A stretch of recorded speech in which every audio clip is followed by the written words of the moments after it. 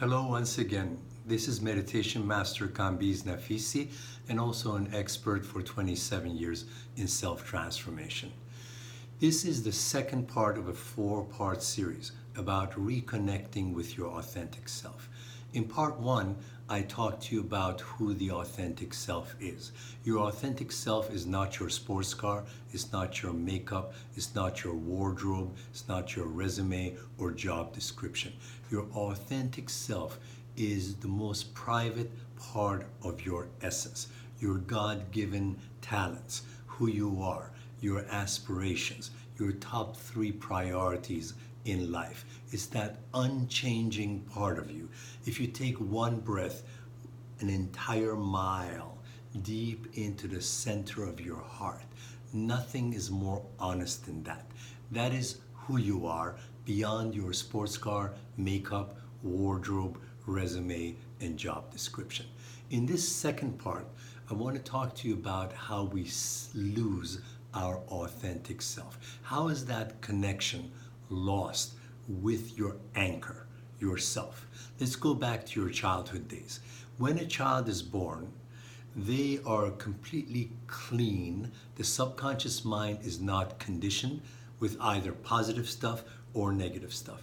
As a matter of fact, the first 7 years of your life, your brain waves, as measured by an EEG machine, is operating in alpha waves.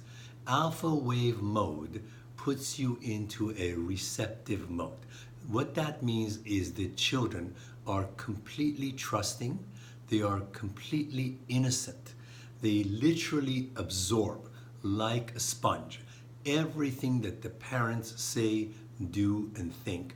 In addition to the parents, you also believe and absorb the uncle, grandparents, your elementary school sports coach or teacher, whatever. Okay, so imagine you are born, and us humans, we are controlled 95% by our subconscious mind. It's that part of the mind that we do not see. When you are born, your subconscious mind is not programmed. Imagine a computer with no software. For the first 7 years, you are just absorbing. Your brain waves at 7 cycles per second at the alpha wave level. It's just pure receptivity. And whatever your parents inherited from your grandparents in terms of behavior, vocabulary, perspective on life, all of that stuff you get to absorb as your reality. The problem with that is beyond the age of 7 and 9, you now have these lenses in front of your eyes. And through those lenses, you are processing reality. So what's the problem? First of all, 95% of your life and your habits are being controlled by a subconscious mind, which is beyond your recognition. All of your perceptions, beliefs, habits are lodged in the subconscious mind where you cannot see them. Now, the contents of that subconscious mind are being inherited from mom, dad, granddaddy, grandma, elementary school sports teacher or coach, etc., or your neighbors and their children. And now, as you come into teenagehood, you're already looking at life through this lens, and that lens has been colored over by what you inherited from the previous generation or other significant adults who are around you. The issue with human children, and animals do not have this issue. Human children look into the mirror of the parent's eyes to see if me, the child, is valuable, worthy, and should be happy about himself or herself. If you pay attention to children, you'll see a little girl running near the swimming pool. And she turns around and says, "Mommy, mommy, look, are you looking? I'm about to dive into the swimming pool."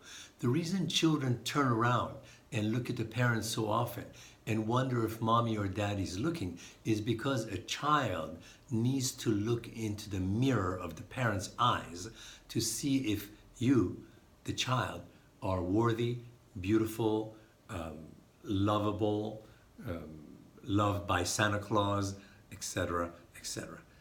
And if the mirror of your parents' eyes does not give you positive feedback about the fact that you are welcome into this life, if you do not see in the mirror of your parents' eyes that you are welcome here, that your life is celebrated, that your life is important, if you feel like your life is not worthwhile or worthy to your parents, then you're going to develop something that we call toxic shame.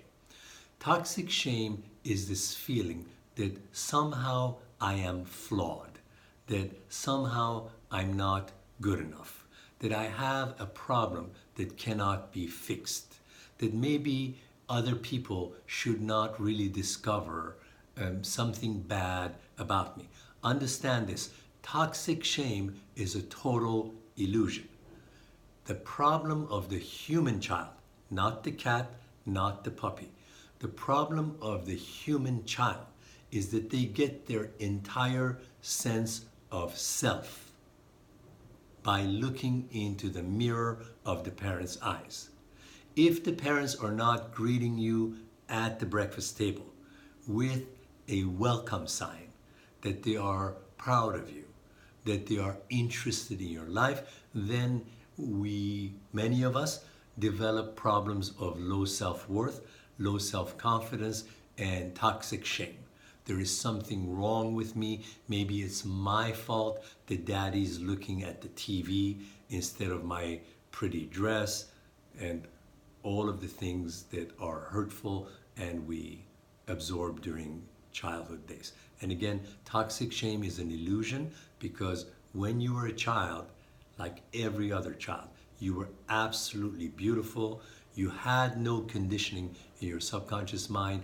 You started inheriting this stuff from the significant adults. And they themselves were conditioned when they were growing up to the age of 7 through your grandparents' generation. Just to give you an example, I had a student studying with me, and his father had grown up with a grandfather who had lived through the Great Depression of the United States. The grandfather was proud that he was the only one in that town in Indiana that held on to his job during the Great Depression.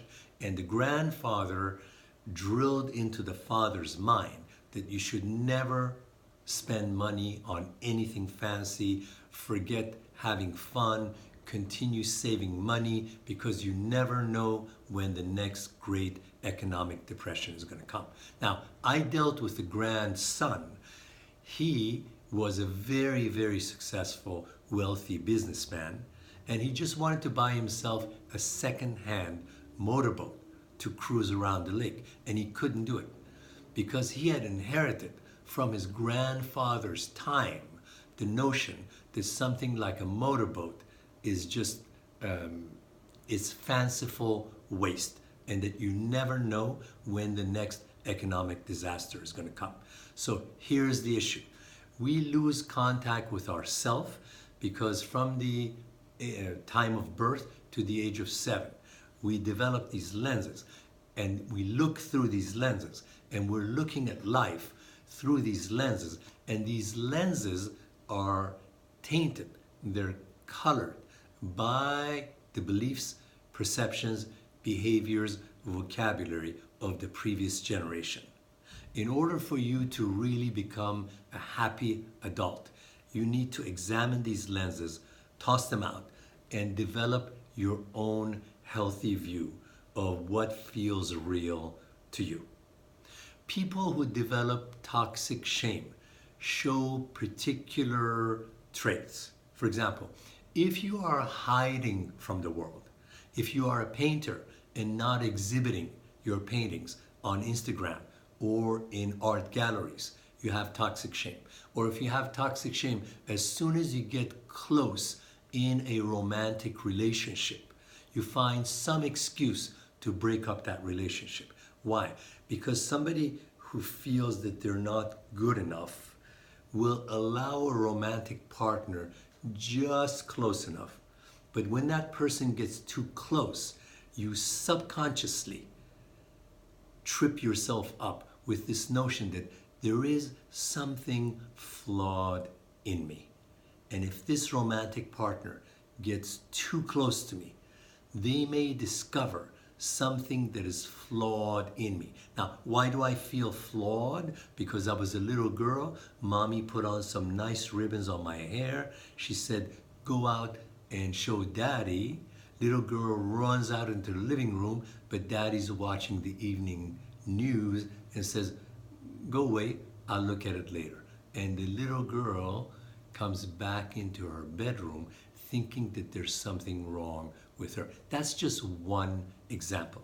There are millions of examples. If your life was not celebrated in the mirror of the parents' eyes as you were looking at them, then you may have developed this false notion that you're not cute enough, intelligent enough, likable enough, worthwhile enough. At this point, another symptom of toxic shame is that you don't feel handsome, you don't feel beautiful, you don't feel worthy of comfort, romance, a good laugh. Can you dance in your own bedroom? Can you ever say Yahoo? Can you ever just be happy that the sky is blue? If you never give yourself a gift, if you don't feel handsome or beautiful, if you cannot sing, if you cannot celebrate the fact that you're vertical and alive right now, it could be that you've inherited toxic shame. And I'm one of several experts that can cure that issue of toxic shame. The main issue is this: all of your beliefs, perceptions, your sense of worth, whether you're attractive or not, all of that is lodged way down in your subconscious mind. Your subconscious mind is where all your beliefs, perceptions, sense of self-worth or lack of it are lodged.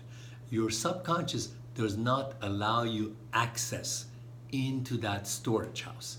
In part 3 of these series, I'll teach you what the subconscious is, and I'll teach you very, very effective techniques to speak the language of a hidden subconscious mind where all of your self-worth, self-love, perceptions of life, what is money, whether you deserve comfort, romance or not. I teach you the language of how to access that subconscious computer and go ahead and clean up the ideas that are hurting you. In terms of the types of families that give children toxic shame, we have several types of families that unconsciously gave you the sense of low self-worth, low self-confidence, not feeling handsome or beautiful or worthwhile. The first kind of family that may have damaged you as you were growing up is the neglectful family. The neglectful family is a family of ships passing through the night. Everybody goes to the refrigerator independently, makes a sandwich, and then goes back to their room. People are not talking to each other. Family members don't really discuss true emotions. Dad goes away because he's an airline pilot, for example, or a salesman on the road, and he doesn't come back for 2 weeks, and he's missed 7 of your birthdays. Neglectful families are themselves wounded. There's no emotional contact. People don't have meals around the family table. The parents don't know when the teenage son or daughter has fallen in love. They don't know, the parents don't know the names of your best friends or your first love when you are in high school. They don't know much about your life, and you don't know much about theirs. So in a neglectful family, you are ships passing each other through the night.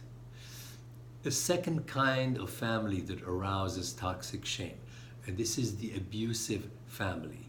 There are unkind jokes being passed around the family table. Let's say the teenage daughter has just grown some breasts and the male members of the family make inappropriate comments, or the male members of the family abuse the female members, or sometimes there's actual physical abuse like sexual abuse or beating. There are cuss words flying around. So in the abusive family, there's actual physical, emotional abuse going on.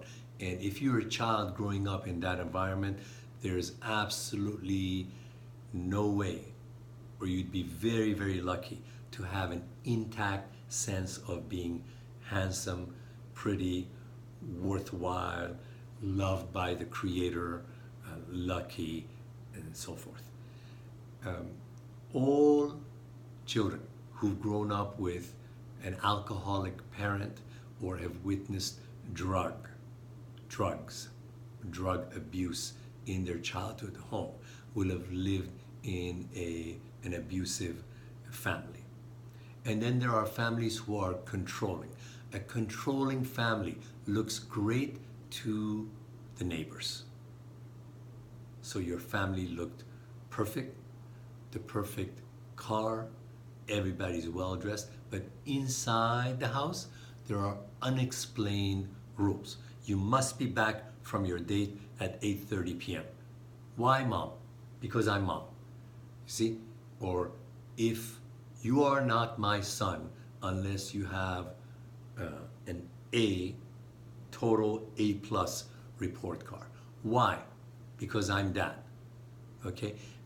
Children living in controlling families where there are lots of laws, unexplainable laws. These children have no hope in hell of ever satisfying the parents. And I'll tell you something about children. A child will do anything to attract the pride and the smile of their parents. So when you have these controlling parents who set up very, very high standards, this child has no hope of ever attracting love, because love in a controlling family is conditional love. You are not my daughter unless you marry a very, very rich man from a great family. You see, that's conditional love. Any of you who grew up with any kind of conditional love, in other words, I love you if you do this and that. And by the way, these conditions do not need to be set up verbally. Some of your parents hinted very, very strongly through their behavior that they will not approve of you or love you unless you do such and such. So in other words, conditions laid out by your parents or grandparents or your sub-society do not need to be spoken conditions. Even a preacher preaching in church can unconsciously set up conditions of how you can be loved by God.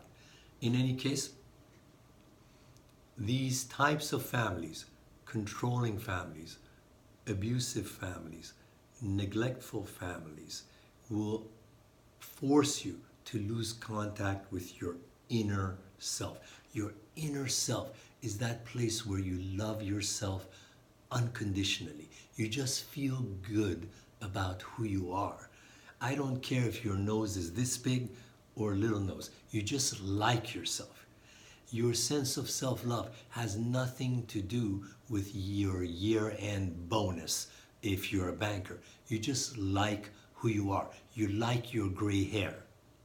You like the fact that you're 4'9". You just like who you are. That sense of liking yourself is the opposite of toxic shame.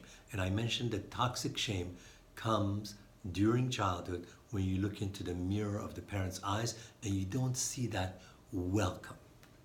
That's where it comes from.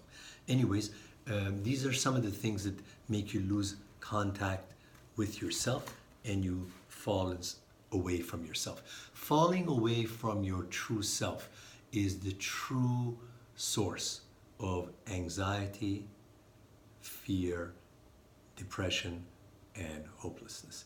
If I lose the center of myself, if I cannot go to the depths of my heart and just like who I am, respect who I am, because a creative force created me in less than 40 weeks.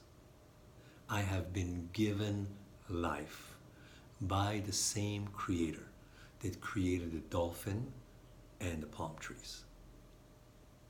You see, that's how you should like yourself. You like yourself because you have been created by the one creative force that made the butterfly, the dolphin, and the palm tree. There's no other condition to it. You just like yourself because you are you, and because a force of creation has loved you so much that you were created uniquely in less than 40 weeks. When we lose contact with our true self, when we have no grounding with the center of the self, we develop this false self, which I'm going to discuss in part 3 of this series. The false self is called the ego. The false self is somebody you make up through defense mechanisms. What do I mean? If you were living in a home with some difficult circumstances when you grew up, then you had to create coping mechanisms in order to stay alive in that home. In other words, if your parents only loved you when you had a report card full of A's, then you had to be the perfect daughter. You had to clean up your room perfectly in order to get mama's smile. You see? So defense mechanisms are behaviors that we very intelligently devise as children or teenagers in order to have the approval of the parents and other significant adults raising us. Why? Because a child will literally die emotionally and sometimes physically without the smile, without the approval, without the love of the significant adults. You would have done anything possible. You would have invented any coping mechanism to get a smile, a moment of daddy being proud of you. If you were not able to do that, you are carrying massive toxic shame, and I will teach you how to get rid of it. But what about defense mechanisms? You see, some of you learn to be the perfect little daughter. Some of you, the boys, learn to be great sports children on the soccer team, on the football team. Some of you learn to save money because that's the only way the dad would be proud of you. So any defense mechanism that you created became part of your false self called the ego. The ego is not in touch with the depths of your heart. The ego confuses looking good with feeling good. Feeling good is to breathe into your heart and be so comfortable and proud of what your nature is, because you were created by the God force. The ego wants the Maserati Italian sports car. The ego wants a high salary. The ego cannot go out in the streets unless she has a ton of makeup on. The ego does lots of plastic surgery. The ego just doesn't feel good about himself or herself as you naturally are. So in this part 2, I explained to you some of the reasons why you initially lost contact with your authentic self. God bless you. In the next series, I'll talk to you about who the false self, the ego, is.